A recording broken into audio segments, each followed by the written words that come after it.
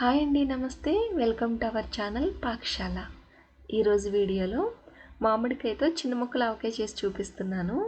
మా సైడ్ అయితే దీన్ని తనుకావకాయ అని కూడా అంటామండి. మీలో ఎవరికన్నా తనుకావకాయ అంటే ఐడియా ఉంటే కామెంట్ సెక్షన్లో షేర్ చేసుకోండి. వేడివేడి అన్నంలోకి కొంచెం ఇలా పచ్చడి వేసుకుని అసలు కొద్దిగా నెయ్యి వేసుకుని తింటే అసలు ఆ టేస్టే వేరండి. ఇంకా అసలు మనకి కూర కూడా అవసరం లేదు, ఇలా ఈ ఆవకాయతోటే తినేసేయచ్చు. టేస్ట్ అంత బాగుంటుంది. చూస్తుంటేనే నోరూరుతుంది కదా. సో ఒకసారి తప్పకుండా ట్రై చేసి చూడండి. ఫస్ట్ అయితే ఈ ఆవకాయ కోసమని మీడియం సైజులో ఇలా 2 మామిడికాయలు తీసుకున్నాను. వీటిని నీట్గా వాష్ చేసుకుని తడేమీ లేకుండా తుడుచుకోవాలి. అస్సలు తడి ఉండకూడదు. వీటిని అయితే ఇప్పుడు కట్ చేసుకుందాము. ఇలా కట్ చేసుకుంటే చూసారా మధ్యలో జీడి ఉంటుంది కదా, దీన్ని అయితే తీసేసుకోవాలి. ఈ కాయలకి టెంక ఫుల్గా రాలేదండి, అందుకని మనకి ఎక్కువ రోజులు నిల్వ ఉండదు. మహా అంటే ఒక 3-4 మంత్స్ అయితే ఫ్రిడ్జ్లో పెట్టుకుంటే నిల్వ ఉంటుంది. ఇప్పుడైతే వీటిని చిన్న చిన్న ముక్కలుగా కట్ చేసుకోవాలి. మరీ పెద్ద ముక్కలుగా కాకుండా కొంచెం చిన్న ముక్కలుగానే కట్ చేసుకోవాలి. ఈ సైజులో కట్ చేసుకుంటే సరిపోతుంది. ఇలా మొత్తం అన్నీ కూడా కట్ చేసుకొని రెడీగా ఉంచుకోవాలి. ఇప్పుడైతే వీటిని ఒక ప్లేట్లోకి తీసుకొని ఫ్యాన్ గాలికి ఆరబెట్టుకోవాలి. నేనైతే ఒక అరగంట సేపు ఫ్యాన్ గాలికి ఆరబెట్టి ఉంచుకున్నాను. ఇప్పుడైతే ఈ ముక్కల్ని మెజర్ చేసుకుందాము.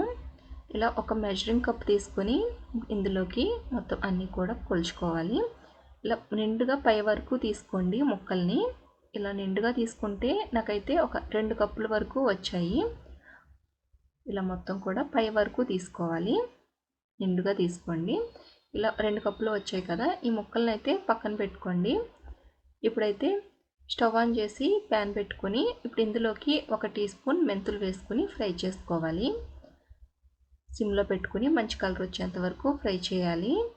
మంచి దోరగా కలర్ రావాలి. చూడండి, మాడిపోకుండా సిమ్లోనే పెట్టి ఈ విధంగా ఫ్రై చేశాక ఇప్పుడు ఇందులోకి ఒక 1/2 టీ స్పూన్ జీలకర్ర కూడా వేసుకుని ఫ్రై చేసుకోవాలి. జీలకర్ర మంచి స్మెల్ వచ్చేంత వరకు ఫ్రై చేసుకోండి.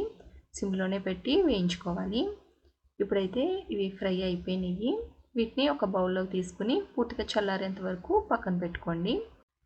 ఇప్పుడైతే ఒక బౌల్ తీసుకుని ఇందులోకి 1/2 కప్పు కారం తీసుకున్నాను.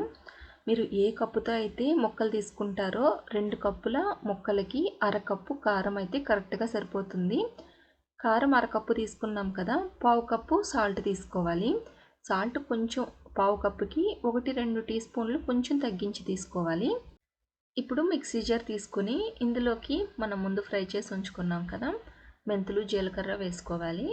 ఇందులోనే 3 టేబుల్ స్పూన్స్ ఆవాలు వేస్తున్నాను. ఆవాల్ని ఫ్రై చేయవలసిన అవసరం లేదండి, ఇలా డైరెక్ట్గానే వేసుకోవచ్చు.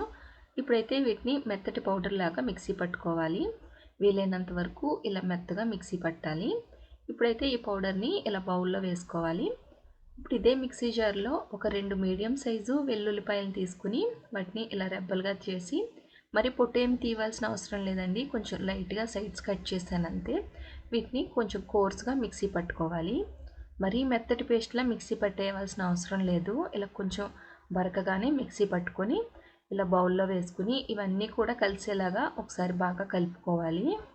ఉప్పు, కారం అలాగే ఈ వెల్లుల్లి పేస్ట్ మొత్తం అన్నీ కూడా కలిసేలాగా ఒకసారి బాగా కలుపుకొని ఇప్పుడు ఇందులోకి 1 కప్పు పల్లీల నూనె వేస్తున్నాను. నిల్వ పచ్చళ్ళకి ఎప్పుడూ కూడా పల్లీ నూనె లేదంటే నువ్వుల నూనె వేసుకుంటే టేస్ట్ బాగుంటుంది. ఇలా మొత్తం కూడా నూనె వేసుకుని ఒకసారి మళ్ళీ మొత్తం కలిసేలాగా ఒకసారి బాగా కలుపుకోవాలి. ఈ ఆయిల్ మొత్తం కలవాలి. ఇప్పుడు ఇందులోకి మనం కట్ చేసి ఉంచుకున్న ఈ మామిడికాయ ముక్కలు కూడా వేసుకుని మొత్తం కలిసేలాగా బాగా కలుపుకోండి. ఉప్పు, కారం అది చెక్ చేసుకోండి, సరిపోకపోతే యాడ్ చేసుకోవచ్చు. నాకైతే మొత్తం అన్నీ కూడా సరిపోయినాయి.